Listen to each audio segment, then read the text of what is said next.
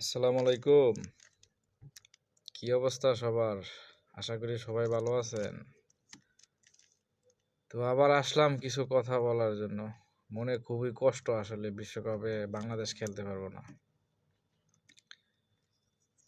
কিন্তু উপায় তো একটা আছে। আমরা তো ইচ্ছা করলে বুলবুল আহমেদের কাছে একটা আবেদন করলে করতে পারি, অথবা বিসিবির কাছে একটা আবেদন করলে করতে পারি। সেটা হচ্ছে এরকম, সারা বাংলাদেশে দালালি করতেছে, তাদেরকে দিয়ে স্কোয়াড বানিয়ে আমরা যদি বিশ্বকাপ খেলতে ভারতে পাঠাই দিই, তাহলে কেমন হয়?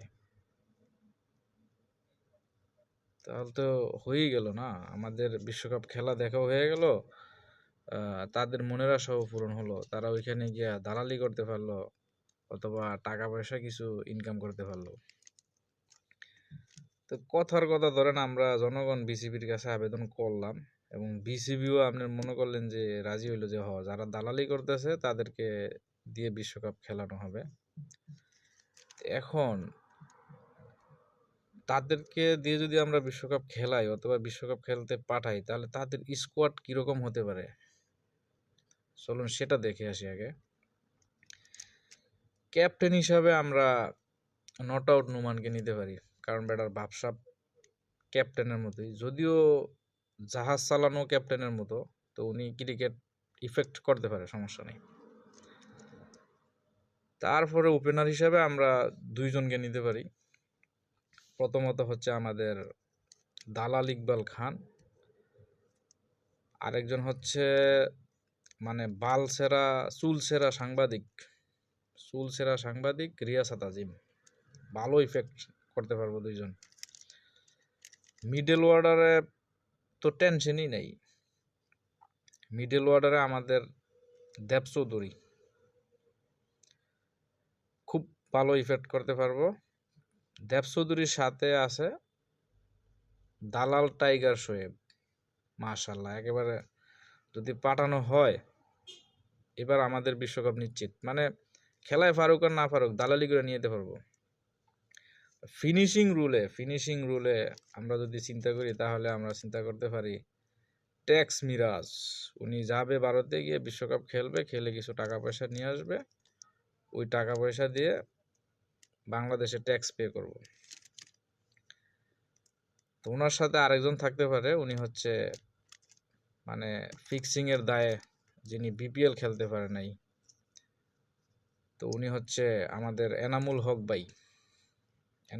ভাই। ওনার সাথে ভালো যাবে, উনি অনেকদিন ধরে খেলাধুলা করতে পারতেছে না, তো ওনারও খেলাধুলার দরকার আছে, তো ওনাকে আমরা দিতে পারি।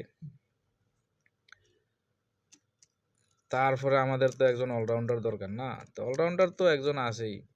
উনি হচ্ছে মানে দালাল দালাল আল হাসান, অপর ভাষা বললে বলা যাবে সাকিব আল হাসান। তো যেখানে দালাল ইকবাল আসে, সেখানে একজন ভালো মানের স্পিনার থাকবে না, সেটা তো আর হয় না। তো স্পিনারেরও ব্যবস্থা আছে, উনি হচ্ছে আমাদের তাজুল ইসলাম, তাজুল ভাই, দালাল তাজুল ভাই। তো এখন আমরা স্কোয়াড সাজাইবেন, ফেস বলার লাগবো না, এটা কোনো হয় নাকি? ফেস বলারও আছে। ফেস বলার হচ্ছে আপনার হ্যাপি রোবেল হোসাইন। উনি মাশাল্লাহ হ্যাপি ফেস বল করতে পারবো গিয়ে ওইখানে।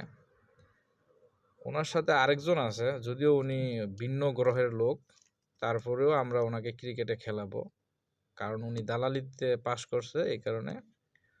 উনি হচ্ছে আমাদের ফুটবলের গোলকিপার আমিনুল হক। এখন আপনাদের আসলে এরা তো ঠিক আছে, কিন্তু উইকেট কিপারের কথা তো বললে হবে না, উইকেট কিপারও আছে রেডি। উইকেট কিপার হচ্ছে আমাদের মিথুন সিং ধোনি উইকেট কিপার। এই যে মাশাল্লাহ দালাল যেগুলো আছে, এগুলো তো আপনার ধরেন খেলোয়াড় আর কি, খেলোয়াড় বলেন আর সেলোয়ার বলেন, যেটা বলেন সমস্যা নাই। তো ওনাদের পরিচালনা করার জন্য একজন হেড কোচ দরকার আছে না? রেডি আছে, হেড কোচও রেডি আছে। বাংলাদেশের সর্বকালের গতির দানব,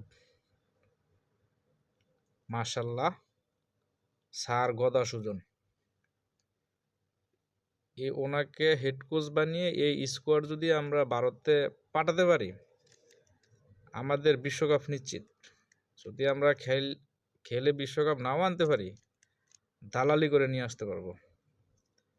তো এই স্কোয়াড নিয়ে আপনাদের কি মতামত, অথবা এই স্কোয়াড টি-20 বিশ্বকাপে খেলতে পাঠানো যায় কিনা কমেন্টে জানাবেন।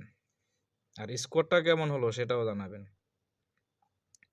বিশেষ করে আমাদের মিথুন সিং ধোনি উইকেট কিপার হিসাবে কেমন সেটাও জানাবেন।